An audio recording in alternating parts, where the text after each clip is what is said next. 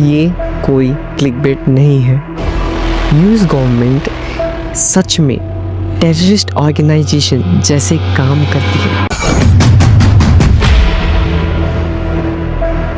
पर कैसे एक ऐसी गवर्नमेंट जो एक सुपर पावर है, जो कि पूरी दुनिया में पीस सेल करती है, किसी भी दो कंट्री के अंदर वॉर हुआ तो सबसे पहले यूएसए अंदर घुसेगी उस वॉर को रुकाने। यूनाइटेड नेशन जो पूरी दुनिया में पीस का काम करती है वो यूएसए के अंदर है। दुनिया के सबसे अमीर आदमी यूएसए के अंदर रहते हैं।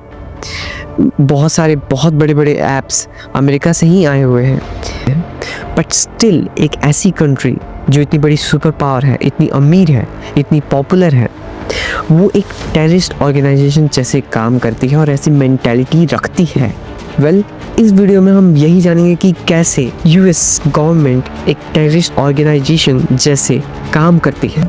सिगमंड फ्रॉइड एक साइको एनालिसिस और एक ऑस्ट्रेलियन न्यूरोलॉजिस्ट भी थे, जिन्होंने एक मेन आइडिया प्रपोज किया था कि अगर हमें किसी इंसान की ह्यूमन बिहेवियर और उसकी पर्सनैलिटी जाननी है तो सबसे पहले हमें उसकी हिस्ट्री जाननी पड़ेगी कि उस बंदे के ट्रॉमास क्या क्या थे, उस बंदे ने क्या क्या चीज़ किए हैं अपनी लाइफ के अंदर। उसी तरह से हमें यूएसए अगर हमें उसकी पर्सनैलिटी और उसके करंट बिहेवियर्स को जानना है और उसकी सिचुएशन को समझना है तो सबसे पहले हमें उसकी हिस्ट्री जानना बहुत ज़्यादा ज़रूरी होता है।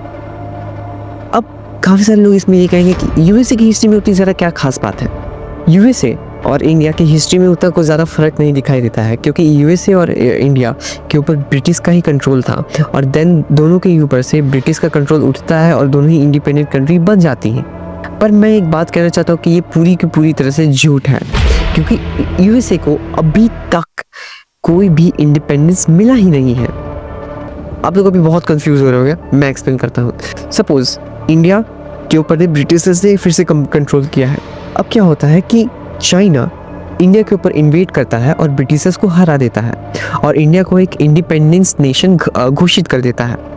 पर वो इंडिया के लोगों को बहुत ज़्यादा एक्सप्लॉइट करता है, उनके लैंड्स छीनता है, उनके राइट्स छीनता है, उन्हें किसी तरह से भी उनका रिलीजन फॉलो करने नहीं देता है, उन्हें बहुत सारे जगहों से माइग्रेट करने के लिए बोलते हैं और एट द एंड ये सब करते करते बहुत सारा मैसेकर करते हैं, बहुत सारा रायट्स करते हैं, बहुत सारा टेंशन क्रिएट करते हैं और at the end Indian population 100% से उसे 10% तक गिरा देते हैं। तो क्या ये एक इंडिपेंडेंट नेशन कहलाएगा इंडियंस के लिए? बिल्कुल नहीं। एंड एग्जैक्टली वैसा ही अमेरिकन में नेटिव अमेरिकन के साथ हुआ जो एक्चुअली अमेरिकन्स हैं। अभी हमें इसके अंदर तो बहुत ज़्यादा डिटेल में जाना चाहिए। सबसे पहले हम बात करते हैं कि जब जैसे ही ब्रिटिशर्स गए तो यूएस गवर्नमेंट के पास पावर आई पूरे के पूरे यूएसए के ऊपर। उन लोगों का सबसे मेन मोटो ये चढ़ा कि उन्हें सबसे पहले नेटिव अमेरिकन्स को ठिकाने लगाना पड़ेगा, नहीं तो उन्हें यूएसए की जो रिसोर्सेज है उसे नेटिव अमेरिकन्स और उनमें भी बांटना पड़ेगा और वो ये नहीं चाहते थे क्योंकि वो लालची थे, सिंपल सी बात है। देन उन लोगों ने बहुत सारे एक्ट्स लाए और उनमें से सबसे मेजर एक्ट जो था वो था 1830 के अंदर इंडियन रिमूवल एक्ट। इसके अंदर बाय लॉ 1 लाख से भी ज़्यादा नेटिव अमेरिकन्स को उन्हें अपनी जगह से माइग्रेट करना पड़ेगा 16 माइल्स दूर एक बंजर ज़मीन पर जहाँ पे कुछ भी नहीं था और उन्हें माइग्रेशन का ऑर्डर मिल गया था। देन उस माइग्रेशन में काफ़ी 15,000 लगभग लोगों की जाने गई, जिसमें से मेजॉरिटी प्रेग्नेंट वुमेन्स थी और बच्चे थे। जो भी माइग्रेशन करते वक्त कोई थक जाता था और रुक जाता था और अगर वो उसकी वजह से पूरा का पूरा ट्राइब पीछे हो रहा था तो उसे गोली मार दिया जाता था उसी वक्त, क्योंकि उसकी वजह से टाइम वेस्ट हो रहा था यूएस गवर्नमेंट का। 1864 चेन और अरापाहो विलेज के अंदर यूएस मिलिट्री 150 से 200 लोगों को मार डालती है। पर इसमें क्या खास था? एबनॉर्मल बात यहाँ पे ये थी कि वहाँ पे जितने भी 150 से 200 लोगों को मारा गया उस सब का एक भी ऐसा आदमी नहीं था जो मरा हुआ था जिसका सर ना काटा गया हो। और एट दी एंड उन जितने भी कटे हुए सर थे और उनके प्राइवेट पार्ट्स थे उन सब को लेकर यूएस मिलिट्री परेड में यूज़ किया गया यूएस मिलिट्री द्वारा। 1890 यूएस आर्मी शिकार करती है लेजिटली 300 औरतें का और मोस्टली बच्चों का। और मुझे बताने की ज़रूरत नहीं है कि वो क्यों करती है। देन उनकी जितने भी उन्हें सबसे पहले वो मारती है, देन उनका यूज़ करती है, एंड देन उनकी नेकेड बॉडीज़ को ऐसे ही रॉटन होने के लिए छोड़ देती है। 1890 में ये जो जगह पे ये जो घटना हुई थी, वहाँ वो एक लकोटा सियोक्स करके नाम था इस जगह का। वहाँ पे जो एक सर्वाइवर बचा था उसने एक बहुत ही डिस्टर्बिंग सा बात बताया कि वहाँ पे एक बच्चा था जो कि दूध पी रहा था और उसकी माँ मर चुकी थी गोली लगने की वजह से। अगर हम सिर्फ 1847 से लेकर 1873 तक देखें, सिर्फ और सिर्फ एक स्टेट, वो भी कैलिफोर्निया के अंदर, मैं यहाँ पे पूरी की पूरी यूएस की बात नहीं कर रहा हूँ, सिर्फ एक स्टेट कैलिफोर्निया की बात कर रहा हूँ, तो वहाँ पे पॉपुलेशन 1.5 लाख से लेकर 16,000 तक गिर गई सिर्फ और सिर्फ नेटिव अमेरिकन्स की वजह से, क्योंकि मैसेकर की वजह से, उनके माइग्रेशन की वजह से और उनकी भूखमरी की वजह से। इन 3 मेन रीज़नों की वजह से नेटिव अमेरिकन्स की पॉपुलेशन 90% तक घट गई सिर्फ और सिर्फ एक स्टेट, वो है कैलिफोर्निया। तो मुझे आपको बताने की ज़रूरत भी नहीं है कि बाकी सारे स्टेट के अंदर नेटिव अमेरिकन्स का हुआ क्या। यहाँ तक नेटिव अमेरिकन्स को खाली फिजिकली असॉल्ट नहीं किया गया था, यहाँ पे नेटिव अमेरिकन्स को बहुत अलग अलग तरीक़ों से भी असॉल्ट किया गया था। कल्चरली, इकोनॉमिकली, उन लोगों ने, यूएस गवर्नमेंट का मेन ये मोटो था कि हम नेटिव अमेरिकन्स को इतना डेप्ट में रख दें कि वो अपना ज़मीन खुद छोड़ के भाग जाए, पर एक्चुअली में वो हुआ नहीं। इसकी वजह से उन लोगों ने वायलेंस का सहारा लिया।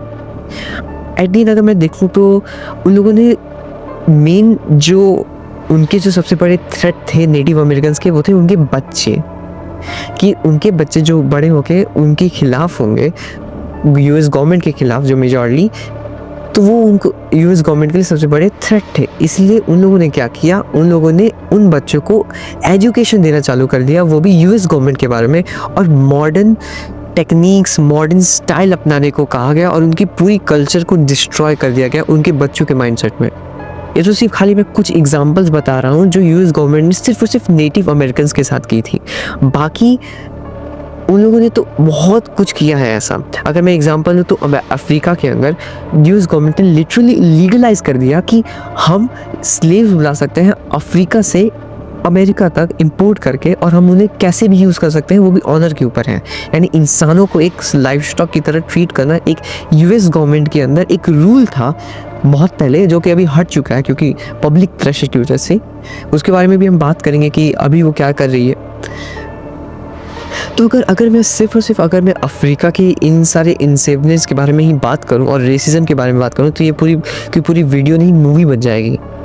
अब यहाँ पे मेन सवाल ये आता है कि टेररिज्म का डेफिनेशन ये है कि अगर आप किसी ग्रुप ऑफ पीपल के, आप उनका कल्चर डिस्ट्रॉय कर रहे हो, आप उनका लैंड हड़प रहे हो, आप उनको इकोनॉमिकली डिस्ट्रॉय कर रहे हो, आप उनके रिलीजन को बर्बाद कर रहे हो, आप उनके लिए मैसेकर कर रहे हो, उनके पॉपुलेशन को डिक्रीज़ कर रहे हो, आप उन्हें बुली कर रहे हो, तो वो अगर टेररिज्म का डेफिनेशन है, तो क्या यूएस गवर्नमेंट एक टेररिस्ट ऑर्गेनाइजेशन नहीं है?